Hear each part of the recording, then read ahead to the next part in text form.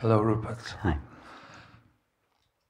I've really got the same question that I think Stephen asked the other day, which is, what am I supposed to be doing? But it's coming from a slightly different background, obviously. And in particular, I'm coming from a background of following what you sometimes call a progressive path for many years, where the focus was very much on effort, particularly meditation, but also a form of mantra mindfulness during the day. And I think where I am now is in part a reaction against that. I feel that I'm drifting, that I find things to fill my time with, distractions. And I'm very happy to come to retreats like this. And although I obviously don't know, I do feel that coming to weeks like this is what I need to do, and that it is working on me.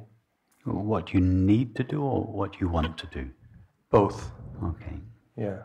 I don't have any resistance that I'm aware of to coming here. Yeah. I still go to my old place in India in the same spirit, but I no longer take much notice of what is said about what should and shouldn't be done. So maybe I'm just going through a necessary period of discomfort that I'm no longer following these old habits, so I can't say to myself, well, whatever you've done today, at least you did your meditation, at least you put the time in, or at least you tried.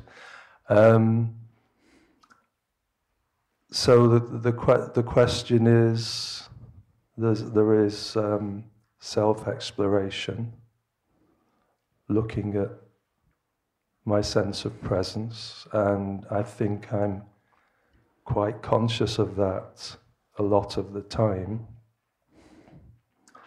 But do you have anything to say about how we spend our time? For example, sometimes you talk about creativity, or on one of your YouTube clips you talked about 2 ways of spending time. One was to share your joy with people, for example, by going out for a meal.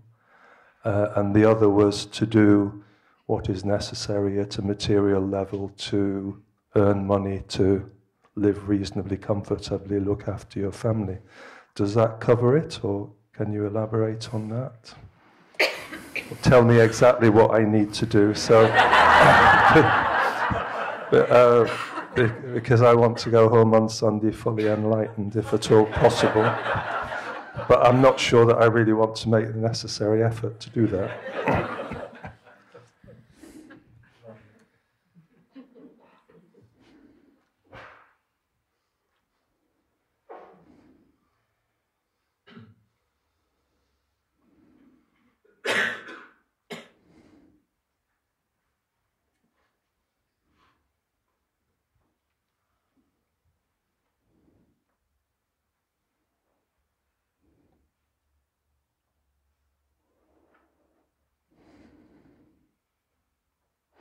Those of us that have been on the progressive path for many years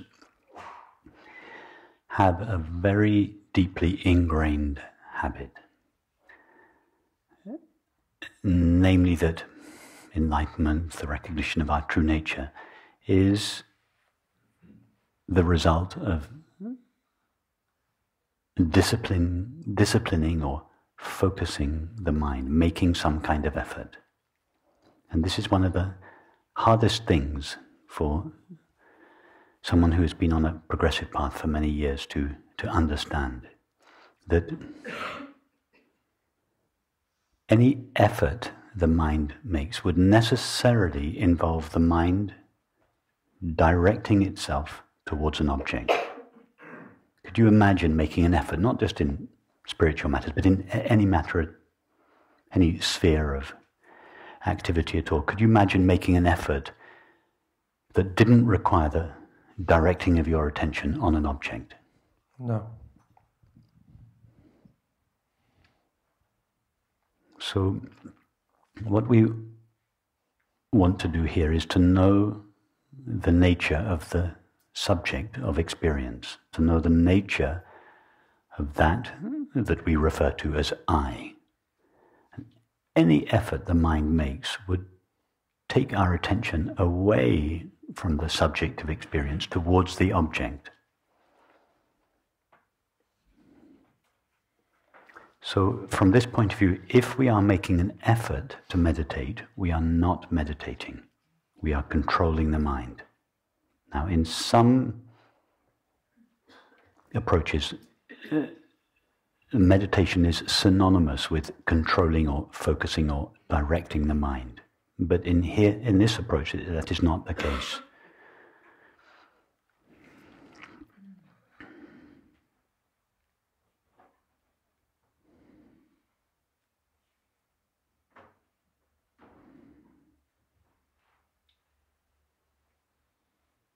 This approach is more about understanding or clear seeing than it is about efforting or disciplining the mind. What are we trying to see clearly or understand? The nature of experience, or in particular the nature of the one that experiences, that is the nature of the one we call I. And in order to see the nature of something, we have to look clearly at that thing. So that is why here we put so much emphasis, at least to begin with, on looking at, as it were, the experience of simply being aware.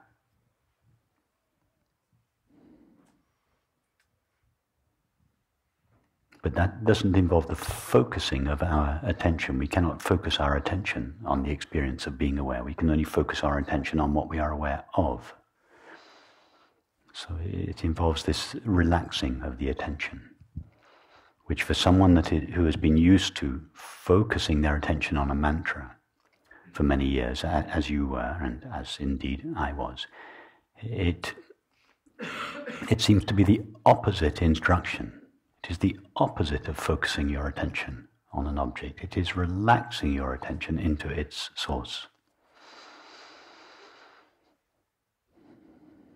So that takes care of one half of what I would recommend doing. That's the inward-facing part of the path. Investigating the nature of that which you call I, or the experience I am, or the feeling of being, or the experience of being aware. And then the second aspect would be to turn around, as it were, to turn the mind around, instead of the mind sinking into its source, to face outwards again, face objects, face activities and relationships, and to try to live the implications of your newfound understanding in every realm of your life, activities, relationships. So in terms of what activity you would do, I would start by asking you, what activity do you love to do?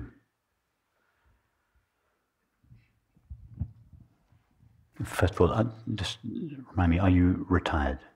You're retired, you don't work anymore. Okay. Yeah. What do you love to do? First thing that comes to mind is gardening. Do you have a garden at home? Yeah. Okay. Yeah. I think part of what lies behind the question is I feel that most of what I do is a distraction, things that require mental watching TV. A distraction from? Maybe distraction's the wrong word. I mean, I think sometimes it is probably doing things like reading a novel just to get away from a feeling of unease or sadness. Okay, so that's good that you notice that. If if you are watching a movie or reading a novel for the joy of it, then carry on. But if you notice that you're watching TV or reading a novel to escape the feeling of boredom or dissatisfaction or lack that is present when you don't fill every moment of your time, then the best thing to be doing at that time would be not to watch the movie or read the novel, but to face that feeling of lack. Because as you rightly say, you're watching the movie or reading the novel is just,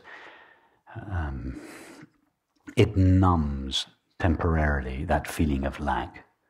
But as soon as the watching or the reading subside, the feeling of lack will come up again. So sooner or later, unless you want to spend the rest of your life, and I know you don't, and unless one wants to spend the rest of one's life avoiding this feeling of lack, and then sooner or later we have to turn around and face this lack, and that for many people is terrifying. But that's obviously not the case for you. You want to explore these matters. So in this case, the best thing to do would be just to put the book down, turn the movie off, and sit down, close your eyes, and face the feeling of lack, and face the discomfort of it, face your attempt to avoid it. First of all, by you're no longer avoiding it through food and drink and all the cruder ways. You're avoiding it in more subtle ways, watching movies and reading books. But the subtlest way of all is thinking, repetitive thinking. That is the most common way to avoid facing these feelings, is just to lose oneself in a train of thought. It's the equivalent of reading a book or watching a movie. So be very sensitive in you to any impulse you have to avoid this discomfort, and don't be tempted to take that route. Face the discomfort.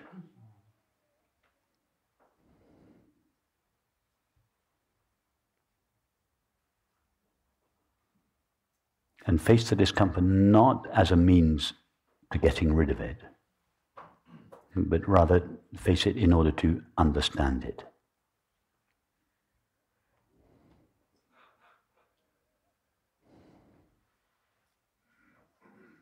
But then if you find that you're watching TV or reading a novel for the joy of it, then carry on. Not all your activities are a distraction from this feeling of boredom or sense of lack. I think in the case of reading a novel, and probably other cases, can it not be both? That initially you might pick up the book to distract yourself, but then it becomes something more positive. Yes.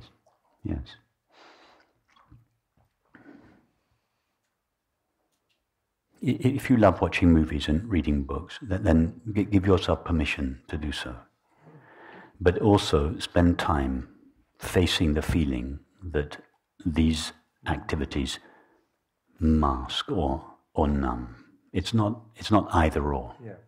I'm not suggesting you go home and spend 8 hours a day sitting on your sofa facing the feeling of lack. Just face it from time to time. And give yourself permission to do what you love to do.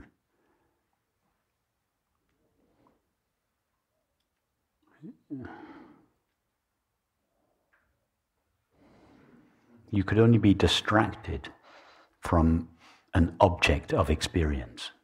But awareness pervades all experience equally. It doesn't matter whether you're gardening or watching a movie or sitting silently on your sofa with your eyes closed. Awareness is equally available in all experience. So,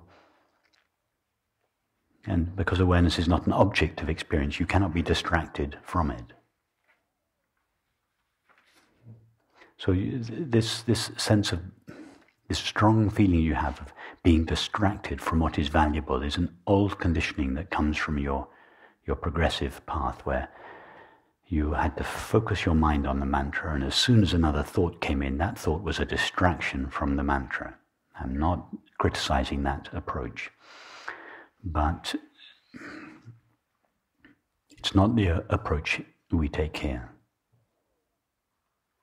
Nothing that takes place in the movie prevents us from seeing the screen.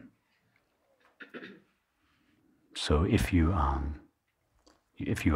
gardening, and your entire experience, it's clear to you that your entire experience is taking place in, and is known by, and is made of the presence of awareness, then you are in deep meditation while you're gardening.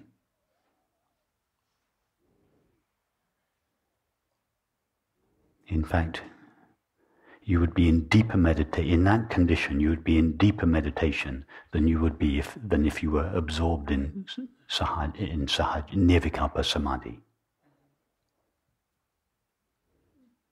because you'd be in sahaja samadhi. What do those terms mean? Nirvikalpa samadhi is the presence of awareness, absorption in the presence of awareness without objects, and sahaja samadhi, being knowingly the presence of awareness in the presence of objects. It's like meditation with eyes closed, metaphorically, or meditation with eyes open. So the nirvikalpa samadhi, that's the absorption in awareness without objects, is still a temporary state. Sooner or later, you're going to have to come back to objective experience. So sahaja samadhi is just the term when you stand knowingly as the presence of awareness in the presence of objects, when objects can no longer distract you from yourself, because all there is to objects is yourself. So that's why I say if you're gardening and you feel that your experience appears in the space of awareness, it is known by the presence of awareness, and it is made out of the awareness in which it appears, then there's nowhere to go from there.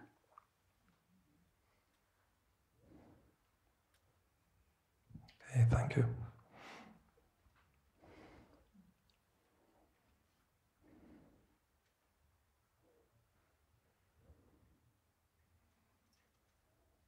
And you may change from one activity to another, from gardening to cooking to seeing friends to reading a book.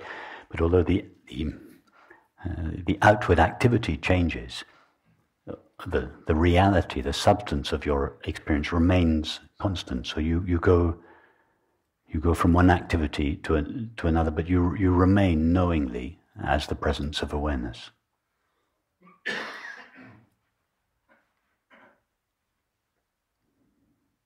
So meditation is not something in this approach that starts or stops. It's not an activity we do with our mind. It is the very nature of our experience. You may still sometimes sit with your eyes closed on your sofa at home just to rest.